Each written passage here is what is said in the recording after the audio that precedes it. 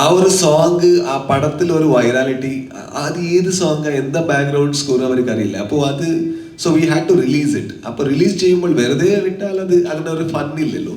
അപ്പൊ ഞാൻ തന്നെ കൊറിയോഗ്രാഫ് ചെയ്തു, ആരുമില്ല, വെറുതെ ഇവിടെ തന്നെ കൊറിയോഗ്രാഫ് ചെയ്തു, വെറുതെ ഷൂട്ട് ചെയ്തു, പക്ഷെ അത് വൈറലായി. അതുപോലെ തന്നെ സാർ ഇതില് ഒരു സോങ് ഇറങ്ങിയ ട്രൈബൽ സോങ് ഇറങ്ങിയാൽ അത് അപ്പോൾ ഇന്ത്യ മുഴുവൻ അത് വൈറലാണ് ഓൾറെഡി. അപ്പം നിങ്ങൾ പോകുന്ന ഫംഗ്ഷൻസിലായാലും ശരി, എവിടെ പോയാലും അത് എൻജോയ് ചെയ്ത് കളിക്കുക എന്ന് പറയുമ്പോൾ അത് നമുക്ക് കാണുമ്പോൾ മനസ്സിലാവുന്നുണ്ട്. അപ്പോൾ അതിനു മുമ്പ് സൂഫ്രം സോയിലെ സോങ് അളിയൻ സോങ് ആയിരുന്നു ട്രെൻഡിങ് ആയിരുന്നത്. പിന്നെ ഇപ്പൊ ഇത് വരുന്നു. How do you feel about that? ആളുകൾ ഇത് ആക്സെപ്റ്റ് ചെയ്യുന്നു, നമുക്ക് നമ്മളായിട്ട് തന്നെ അത് എൻജോയ് ചെയ്ത് ചെയ്യുമ്പോൾ സ്റ്റേജിൽ ഡാൻസ് കളിക്കുമ്പോൾ അത്ര എൻജോയ് ചെയ്യില്ലേ, വേറെ എന്ത് ചെയ്യാൻ പറ്റും. സോ ഡാൻസ് എനിക്ക് വളരെ ഇഷ്ടമാണ്. So when you do dance for yourself, I think very happy. പക്ഷെ എന്ന് വെച്ചാൽ ഇപ്പോൾ അലിയൻ സോങ് തന്നെ, I mean it is not there in the film. അതൊരു പ്രൊമോഷൻ്റെ ഒരു ഇതാണ്. അത് നാച്ചുറൽ ആയിട്ട് ഫ്ലോ ആയി. എന്ന് വെച്ചാൽ നമ്മുടെ കർണാടകയുടെ റിലീസായ ശേഷം നമ്മൾ ഇവിടെ വന്നു. ഇവിടെ മലയാളത്തിലും അത് വളരെ വലുതായിട്ട് അക്സെപ്റ്റ് ചെയ്തു. For that I haven't thanked Kerala and thank you so much.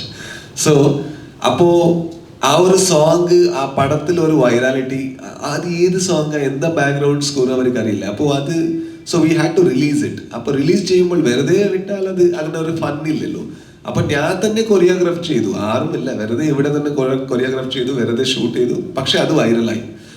So that is how things happen. പക്ഷെ ഇതില് ആ ഒരു ലാസ്റ്റ് ഹുക്ക് സ്റ്റെപ്പ് എന്തുണ്ട്, അത് 3 ക്യാരക്ടറുടെ 3 പടത്തിന്റെ സിഗ്നേച്ചർ സ്റ്റെപ്പാണ്. ഫസ്റ്റ് സ്റ്റെപ്പ് ജോഗി പടത്തിന്റെ ശിവരാജ് കുമാർ സാറുടെ ഒരു സ്റ്റെപ്പ്. അതിൽ ആ ഒരു സ്റ്റെപ്പ് ഒരു ഇമോഷണൽ കണക്ട് ഉണ്ട്. അപ്പോൾ അവിടുത്തെ ആൾക്കാർക്ക് അറിയും അത് എന്താ step. Second actually from Upendra.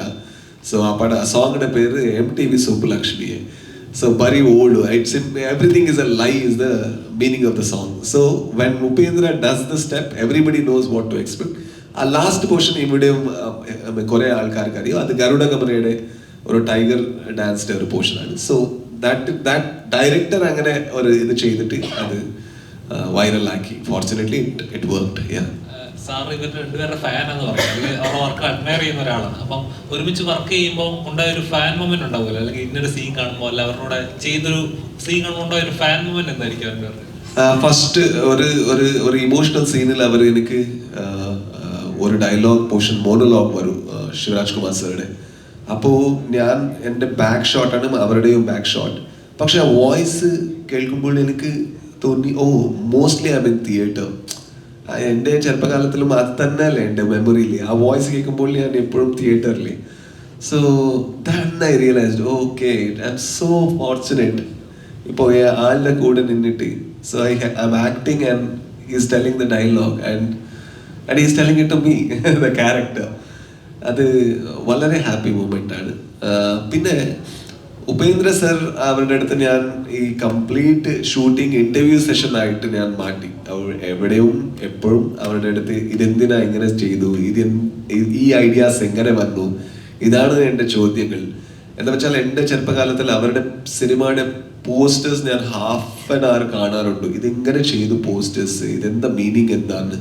So അത്രത്തോളം ഞാൻ അഡ്മയർ ചെയ്യുന്ന ഒരു ഡയറക്ടറുടെ കൂടെ എനിക്ക് ആക്ട് ചെയ്യുന്ന ഒരു ഇതാണ് എന്താ ഓപ്പർച്യൂണിറ്റി ആണ്, എൻ്റെ ഭാഗ്യം. I think artist get it and I'm so lucky.